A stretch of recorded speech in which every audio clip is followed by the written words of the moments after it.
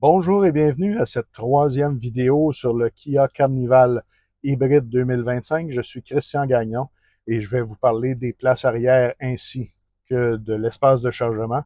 Espace de chargement très impressionnant lorsque on abaisse la troisième rangée de banquettes. Et comme vous le voyez, il y a un toit ouvrant tout juste au-dessus de moi. C'est que dans ce véhicule, il y a deux toits ouvrants. Et je parle vraiment de toit ouvrant. Celui devant, évidemment, est ouvrant. Et celui ici aussi. Alors, on peut faire glisser le toit.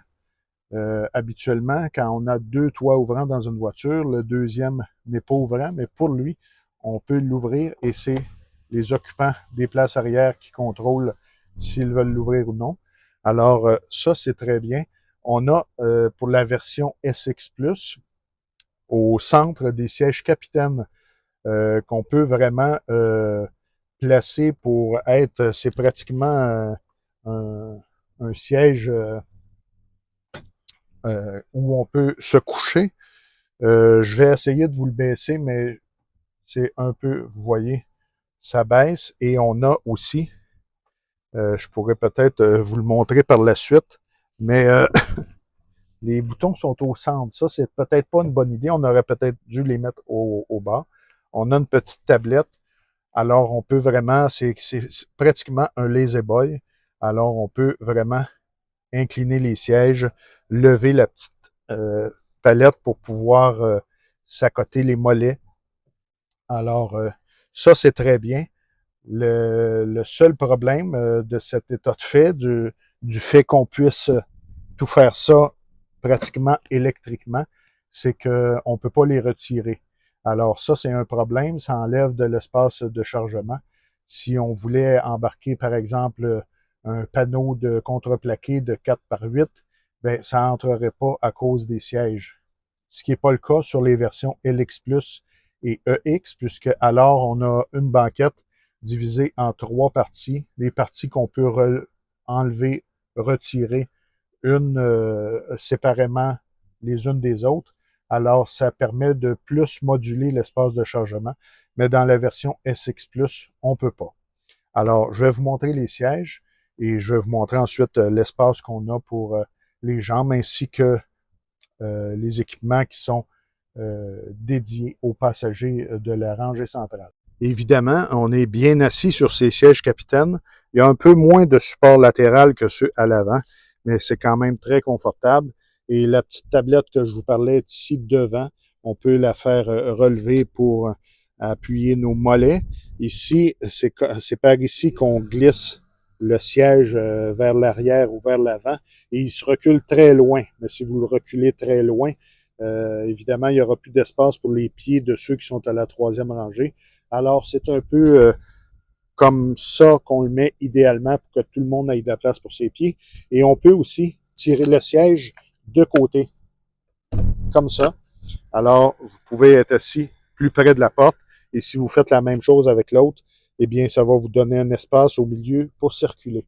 Et pour accéder à la troisième rangée, puisqu'il n'y a pas vraiment de... Habituellement, on a une poignée ici, en haut, qui nous permet de rabattre le siège pour aller facilement à la troisième rangée, mais ce n'est pas le cas ici.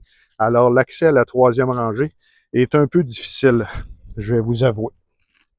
Alors, ce qu'il y a comme équipement pour les passagers de la région centrale, la banquette centrale, il y a des petits vide-poches au dos des sièges avant.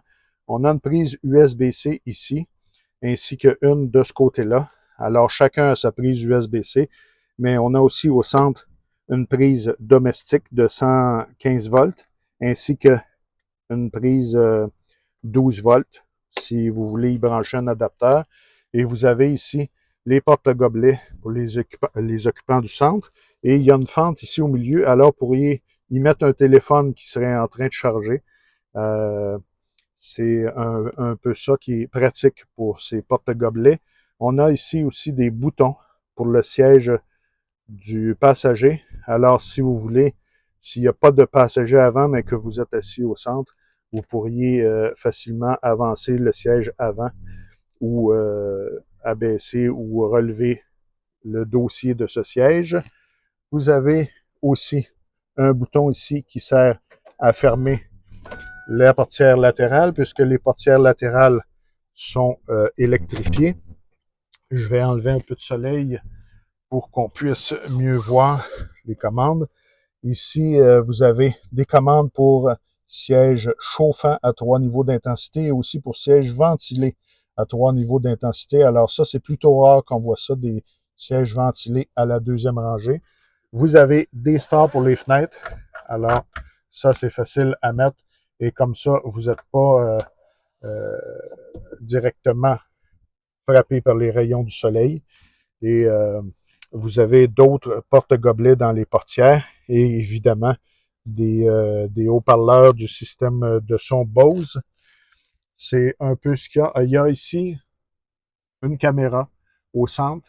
Alors le conducteur peut l'activer et aura une vue de ses passagers sur l'écran central. Ça, c'est très intéressant. Et finalement, ici, on peut s'occuper des commandes de ventilation. Si on le met en automatique, voilà, on a l'affichage. Alors, on peut déterminer à l'arrière la température comme on veut avoir, ainsi que l'endroit où ça va souffler. Alors, ça, c'est bien également, puisque c'est sûr que si c'est des enfants, ça va peut-être être un peu problématique, mais si c'est des jeunes enfants, ben, ils ne seront pas capables d'accéder aux commandes qui sont situées au pavillon. Alors, c'est bien. Puis, il y a également des buses de ventilation au plafond que vous pouvez ajuster pour chaque passager qui est assis à la rangée du centre. Alors, c'est vraiment bien comme confort à la rangée centrale.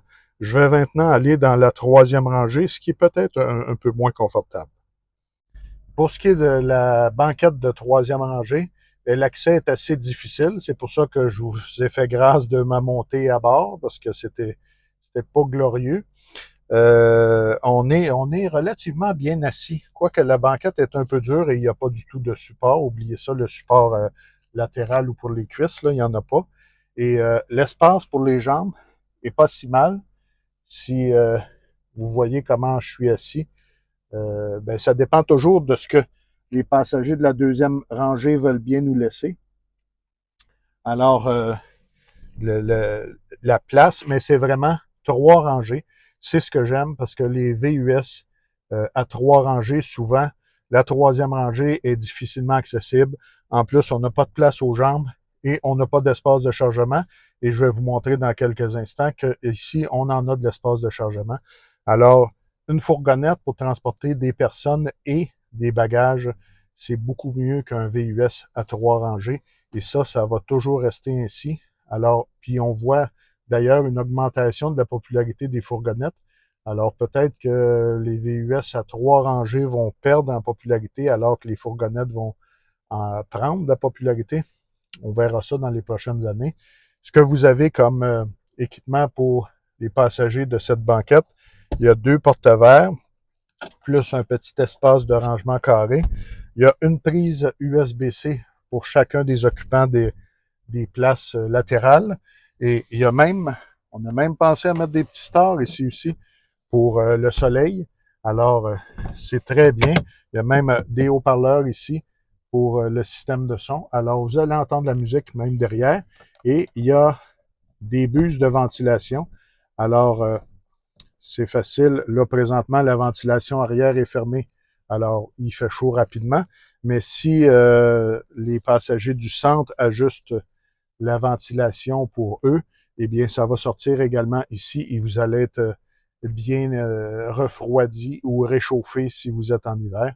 Alors, c'est vraiment bien comme place. Je suis pas sûr qu'on pourrait y asseoir trois adultes, mais trois enfants, ou des enfants, en, disons, peut-être à partir de 10 ans, là, des enfants ici seraient très bien assis.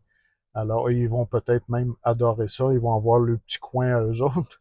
Alors, on va aller voir maintenant l'espace de chargement. Pour ce qui est de l'espace de chargement, on y accède par un haillon électrifié que vous pouvez ouvrir de différentes façons. Et même si on a beaucoup d'occupants, alors je vais désactiver ici le haillon automatique, puisque si je le laisse ouvert et je le laisse biper, eh bien, il va se fermer tout seul. Vous avez quand même un bon espace de chargement, malgré la présence de place pour 7 passagers. D'ailleurs, il faudrait que je vous spécifie que les versions LX Plus et EXE ont 8 places, puisque c'est une banquette à la rangée centrale. Vous avez beaucoup d'espace et des petits coffres ici sur le côté. Ici aussi, il n'y a pas de pneus de secours, mais ici, sous le panneau, vous n'avez qu'à tirer et il y a une pompe et une petite canette pour une réparation légère, mettons, d'une crevaison. Et de ce côté-ci, vous avez une prise domestique de 110, de 115 volts, et vous avez également une prise de 12 volts. Si vous avez à souffler quelque chose avec un petit compresseur, c'est là que vous branchez ça et ça va aller très bien. Je vais descendre l'appui-tête que j'ai remonté tout à l'heure pour m'asseoir derrière. Je vais y arriver. Et voilà. Pour rentrer la banquette dans le plancher, eh bien, c'est relativement simple. On tire ici sur la languette. Alors, le dossier s'en va là. On tire ensuite sur la poignée, comme ça, et on abaisse tout simplement ça dans le plancher. Même chose ici. On rabat le dossier, on tire ici et on ramène pour que ça s'en aille dans le plancher. Et ça vous fait alors un plus grand espace de chargement. Et comme je vous ai dit, bien, les sièges du centre ne s'enlèvent pas, pourraient se ravancer encore un petit peu. On peut y abaisser les dossiers, mais on ne peut pas les retirer. Alors ça, c'est un compromis qu'il faut faire pour l'espace de chargement. Si vous avez vraiment besoin de beaucoup d'espace de chargement, vous prendrez une version LX Plus ou EX qui, elle, a une banquette qu'on peut retirer complètement ou partiellement si on a besoin de l'espace de chargement. Mais pour ce qui est de la version SX Plus, on est obligé de les garder en place. Mais ça fait quand même un bon espace de chargement. Ça dépend de vos besoins. Il va falloir que vous analysiez l'espace dont vous avez besoin. Alors, c'est ce qui complète cette troisième vidéo sur le Kia Carnival Hybride 2025. Commentez, aimez, partagez et abonnez-vous.